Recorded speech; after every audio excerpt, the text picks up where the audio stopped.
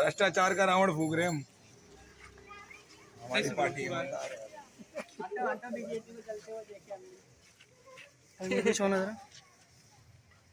इसका मतलब मैं समझा नहीं। अरे ये सारा बीजेपी केजरीवाल सबसे BJP BJP BJP BJP BJP BJP BJP BJP BJP BJP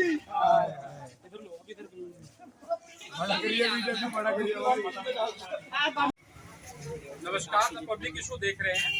अच्छाई के बुराई के नाम पे वाला पर्व विजयदशमी दशहरा को देश के अंदर मनाने के लिए धूमधाम से तैयारी करी जा रही है।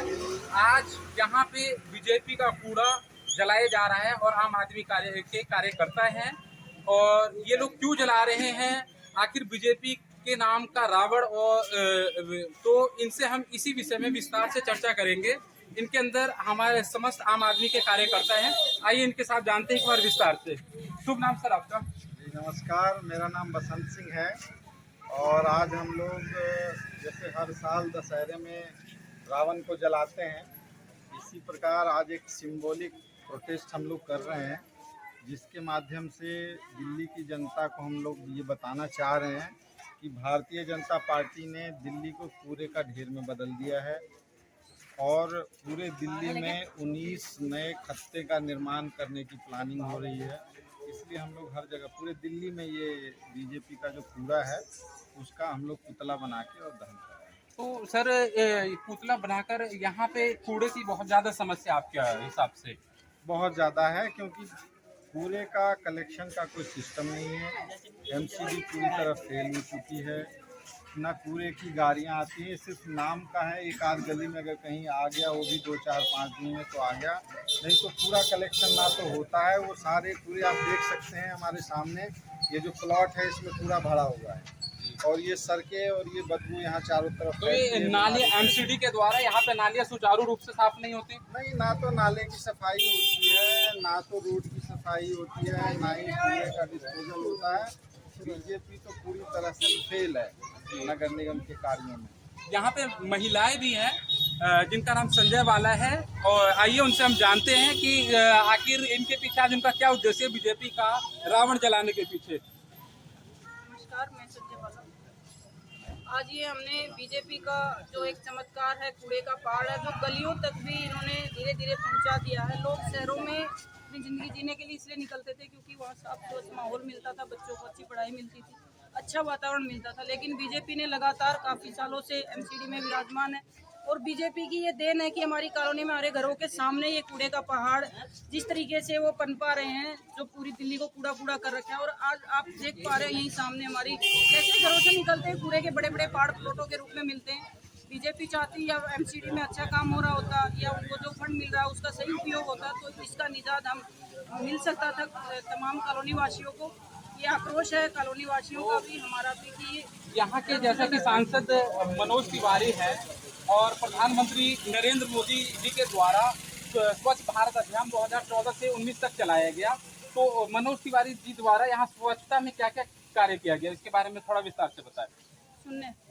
सुनने किया गया, ऐसा क्यों, ऐसा क्या क्या लगता है आपको? पोस्टर और बैनर के अलावा और सिर्फ इलेक्शन टाइम के अलावा हमें कहीं दिखाई नहीं देते। वो सिर्फ एक एक्टर हैं जो एक्टर की भूमिका में अच्छे हैं, लेकिन एक सांसद के तौर पे उन्होंने जीरो काम किया है, जिसमें पब्लिक को बहुत आक्रोश है। और कूड़े की साफ सफाई के ऊपर तो बिल्कुल शून्य बटा शून्य है। जी सर, आप भी हैं, क्या वजह है कि बीजेपी का कूड़ा जलाने का? देखिए, एमसीडी का सबसे मेन काम होता है वेस्ट मैनेजमेंट का, लेकिन दिल्ली में कोई भी वेस्ट मैनेजमेंट के ऊपर कोई एक ऐसा एक भी हम मार्क नहीं देखते किसी भी आम आदमी को बीजेपी का। बाकी की कंट्रीज़ में क्या होता है कि वेस्ट मैनेजमेंट का रिसाइकलिंग का पूरा प्रोसेस होता है, लेकिन हमारी कंट्री में ना वेस्ट मैनेजमेंट का कोई प्रोसेस है, ना ही रिसाइकलिंग का कोई प्रोसेस। हम इस वेस्ट को, इस कूड़े को अगर हम रिसाइकल करें तो इससे बहुत सारी यूजेस में ला सकते हैं, इससे कई तरह के फर्टिलाइजर्स मैन्यूर्स बना सकते हैं, लेकिन कोई आज तक इस पे बीजेपी ने, एमसीडी ने कभी ध्यान ही नहीं दिया।